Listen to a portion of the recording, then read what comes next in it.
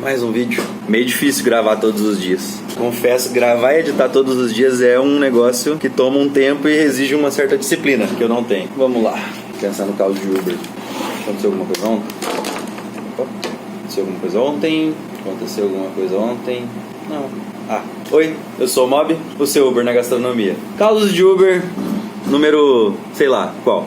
Mais algum aí. O caso de Uber de hoje é sobre um aluno calouro de Ciências Sociais. Eu estava aguardando muito começar as aulas. As aulas são muito importantes para nós, porque como eu moro numa cidade universitária, embora muito grande, Londrina tem quase 600 mil habitantes, mas nós Ubers somos muito dependentes das aulas. E como aqui tem muita faculdade pública, o estudante usa muito Uber. E eu, que trabalho à noite, muito importante ter esse público aqui que melhora bastante nossos ganhos. Porque o importante pra gente não é corrida dinâmica. Não ficar parado é a coisa mais importante para nós. Quanto melhor nós otimizamos o nosso tempo, melhor são os nossos ganhos.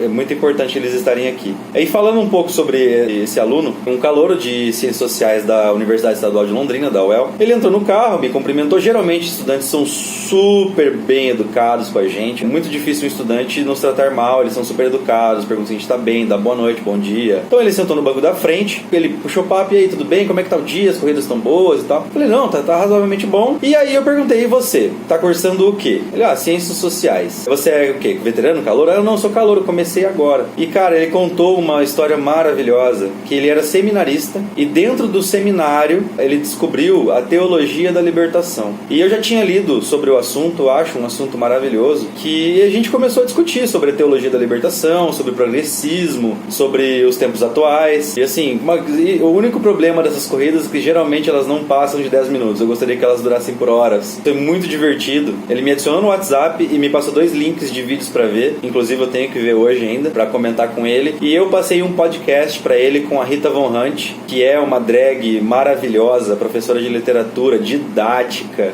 Nossa, a Rita é assim, eu não perco um conteúdo dela, ela é maravilhosa. É um podcast que chama Poucas, ela foi entrevistada pelo Cauê Moura, outra pessoa que eu acompanho bastante também. Um conteúdo sensacional que fala sobre o contexto histórico das drag queens, a etimologia do termo drag e do termo drag queen, e depois ela fala sobre atualidade, sobre o cenário político atual, que assim foi muito esclarecedor aquele conteúdo. Eu recomendo a todos verem. Vou deixar o link desse podcast aqui na descrição do vídeo. Recomendo que todos assistam. Bom, falando um pouco sobre a aula de Garde-Manger, a segunda aula de Garde-Manger, eu vou falar uma coisa que assim que foi uma coisa maravilhosa.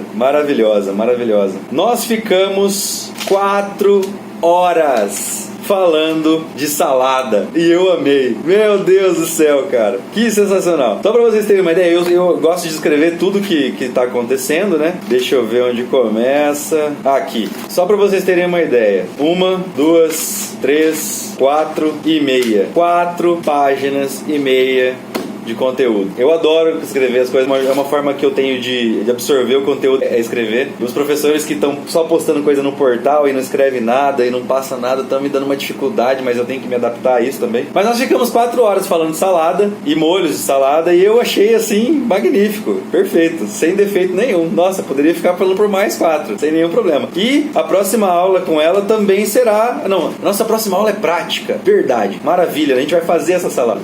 Primeiro, ela falou sobre os molhos frios. O que é o molho frio? É uma emulsão fria, é a combinação de elementos que não se misturam naturalmente. Você tem que quebrar as partículas de gordura para eles se misturarem, e essa mistura ela pode ser permanente, semi-permanente ou temporária. O que significa esses 3 tipos de emulsão? O primeiro é a temporária. Um exemplo de temporária, o vinagrete, que não é o vinagrete daquele que a gente come lá no pastel da feira. Daquilo não é vinagrete. O molho base daquela salada é o vinagrete, mas aquilo com os tomates não é vinagrete, tá? O vinagrete ele é geralmente usado em saladas verdes. Para você fazer o vinagrete, são 3 partes de óleo para 1 parte de ácido, tá? Esse ácido, um vinagre de vinho branco. O grau de acidez também pode ser a gosto. Tem que tomar muito cuidado com os óleos aromatizados, porque como eles são muito fortes, você pode tirar uma das 3 partes de óleo e colocar no lugar uma parte de óleo aromatizado.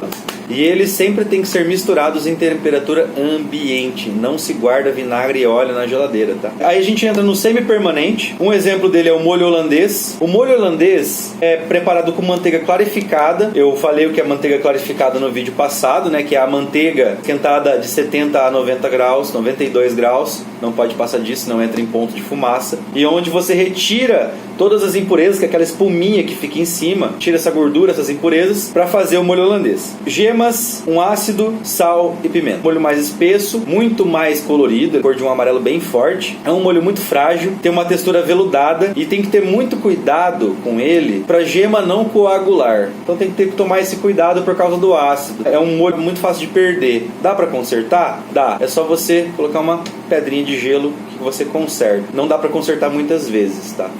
A manteiga tem que ser de qualidade para fazer um molho holandês. Os ovos têm que ser frescos. Para fazer o molho holandês, você tem que fazer ele em banho-maria. Jamais passar de 70 graus, senão a gema vai coagular. Lembra que é um molho muito frágil, então tem que ser feito em banho-maria. E aí a gente entra no molho permanente, que é a nossa maionese. A maionese nada mais é do que uma solução batida de óleo e gema. Nada mais do que isso. Para você fazer uma boa maionese, tem que ter uma entrada constante e de um filete de óleo. Não pode ser rápido, não pode ser demais. E bater isso daí até virar a consistência de maionese, tá? O molho de maionese ele pode ser usado para saladas, para dips, que é uma torradinha, coisas para você mergulhar na maionese, né? Vegetais, peixes, sanduíches. Então assim, maionese é uma coisa que o brasileiro adora, aliás, o mundo inteiro adora. A proporção básica de você fazer uma maionese de 180 a 200 ml de óleo para cada gema. Hoje a vigilância sanitária não deixa mais você fazer com a gema in natura para servir ao público. Então você pode fazer na sua casa, pode fazer, a gente vai fazer no curso, é permitido, mas não pode fazer em restaurante porque ovo é uma coisa que se contamina com salmonela assim. O que se usa hoje é gema de ovo em pó para fazer maionese. Aquela Hellmann's que você vê no mercado lá, feita com ovos caipiras. Pode até ser que as gemas dos ovos sejam caipiras, mas está em pó, tá? A proteína utilizada, que é a gema, ela tem que ser de qualidade e fresca. Então ovos frescos de preferência. A temperatura sempre tem que ser ambiente, tá? Não pode ser gelado isso daí, senão ele não vai dar a consistência de maionese. E a textura é ligeiramente amarela, não é aquele branco, tá? Ela é ligeiramente amarela e ela tem a textura grossa. Aí a gente entra nos vinagres. Tem os vinagres naturais que nós conhecemos, né? Vinagre de vinho branco ou vinho tinto. Existem também, claro, os vinagres de álcool, vinagres de frutas. Dá para se fazer vinagre de qualquer coisa, mas aqui estão os tradicionais. Vinagre de vinho branco ou tinto. O vinagre de vinho branco é um vinagre mais delicado e o vinagre de vinho tinto é um vinagre mais forte e uma coloração mais forte também, usado para alguns tipos especiais de salada. Daí a gente vai para o vinagre balsâmico. O que é o vinagre balsâmico? Assim como o champanhe, a bebida, o champanhe só pode ser dito assim se ele é produzido na região de Champagne, seguindo aquelas regras de pureza, de produção. A mesma coisa é para o vinagre balsâmico ou para o queijo parmigiano reggiano, que é o queijo parmesão. Se não é o vinagre balsâmico dessa região, é tipo balsâmico ou queijo tipo parmesão ou espumante, não é o produto em si que nós chamamos de champanhe, vinagre balsâmico ou queijo parmesão, tá? Ele é produzido a partir de uma fermentação do mosto. O que é o mosto? É a casca da uva da região de Trebbiano, na Itália. Esse é o vinagre balsâmico original. Existe também vinagre de champanhe, que é muito utilizado para carnes brancas, vinagre de maçã, vinagre de xerez, utilizado muito para frutos do mar, e o vinagre de cidra, que é muito difícil de encontrar aqui no Brasil, mas também existe. Entrando um pouco agora na parte dos azeites, ela passou um pouco de contexto histórico, que o cultivo da oliveira, ela vem desde o Egito Antigo, no Nilo, remonta aí a 6.000 anos mais ou menos antes de Cristo, então é uma cultura muito antiga, a plantação da oliveira. E um fato muito interessante, em todos os países de língua portuguesa, a azeitona se chama oliva, porque vem da oliveira. E nós, o único país que chama de azeitona. Por quê? Não faço a mínima ideia. Imagino que a terminologia venha de azeite, então vem a azeitona. Mas eu acharia muito mais interessante chamar de oliva, que é o fruto da oliveira. Mas Brasil. A oliveira, elas florescem em dois tipos de clima, ou climas com verões longos, prolongados e quentes, e invernos secos e rigorosos. Dois extremos. Não produz bem no meio termo. Para ela começar a produzir depois do plantio, é em volta de uns 5 a 6 anos, e após isso ela produz por mais 25. Então não é uma cultura que erradica o pé. Ela mantém aquele pé ali por 30, 32 anos entre o crescimento e a produção. A cada 5 quilos de azeitona colhida, gera aí mais ou menos 1 litro de azeite. Como que se extrai o azeite? É sempre a frio, tá? Quais são os tipos de azeite? O extra virgem, que é o mais famoso, que ele tem aí de 0,1 a 0,3 de teor de acidez. Esse é o azeite extra virgem, ou seja, a primeira prensa de onde vem o azeite extra virgem. O azeite virgem, que é até 2%, que ele vem da segunda ou terceira prensa. O azeite refinado, que é o azeite que ele é somente usado para frituras. Então ele tem o sabor do azeite, mas ele não tem a pureza do azeite. Então ele é usado para grandes frituras, ele não é usado na culinária como cru, somente quente. Lembrando, gente, que o azeite ele tem o ponto de fumaça mais baixo. Não se usa azeite extra virgem ou virgem para fazer fritura. Não se usa, é para tempero. E o azeite puro, que ele é uma mistura, apesar do nome, ele é uma mistura do virgem e do extra virgem.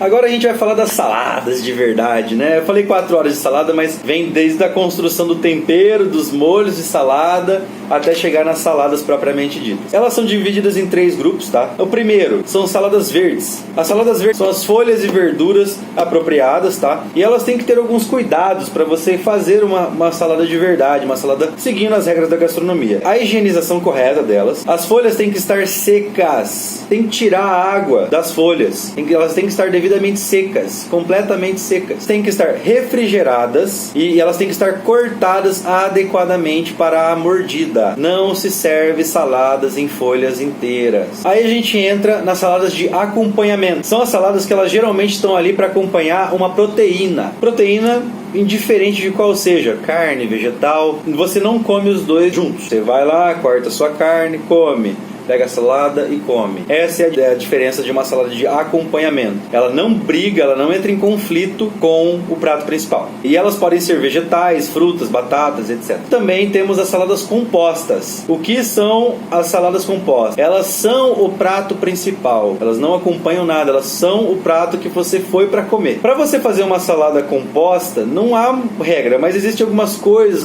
que é bom você observar. Primeiro, a harmonização. Os ingredientes eles têm que ter cores, sabores e texturas diferentes. Tem que ter uma crocância, tem que ter, mesmo que você coma os dois de forma unificada, tá no mesmo prato misturado, você tem que pensar que eles também podem ser comidos separadamente. Então, a salada composta pode ir queijo, pode ir carne, pode ir proteína vegetal. Então você tem que lembrar que o tempero são os molhos de salada. E esse tempero ele não pode ser forte demais para impactar, para ficar mais salgado com o queijo, e nem fraco demais para ficar sem tempero numa folha. Então tem que levar isso em consideração. O que se come com os olhos é a apresentação. Tem que ter harmonia na apresentação. Quais são os cuidados gerais que você tem que ter com uma salada? Os ingredientes têm de estar refrigerados até a hora de servir. Não se serve salada a temperatura ambiente. Geralmente são 10 ml de molho para 30 gramas de salada. Então é uma porção para cada 3. E você pode usar pratos frios ou pratos quentes, dependendo de que for o prato. Lembrando, gente, que existem saladas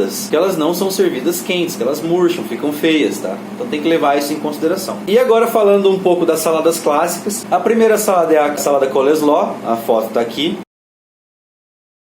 que é uma mistura de repolhos, creme azedo, mostarda e uvas passas. Adoro uva passa, tem que gostar de uva passa. A segunda salada é a salada Waldorf, maçãs, nozes, salsão e maionese. A salada Caesar. Receita tradicional de salada Caesar não vai frango, que é alface romana, molho verde, alho, vinagre, pimenta, mostarda, croutons, que é a torradinha, tem que ter um elemento crocante na salada Caesar, gemas batidas, queijo ralado e anchovas. Essa é a salada Caesar tradicional. A salada niçoise, que é atum, alcachofra, alface, tomates e queijo. E a salada caprese, que é tomate, mussarela de búfala, sal, pimenta e manjericão. Temos também a salada grega, cebola roxa, queijo feta, azeitona e tomates, e a salada fattoush.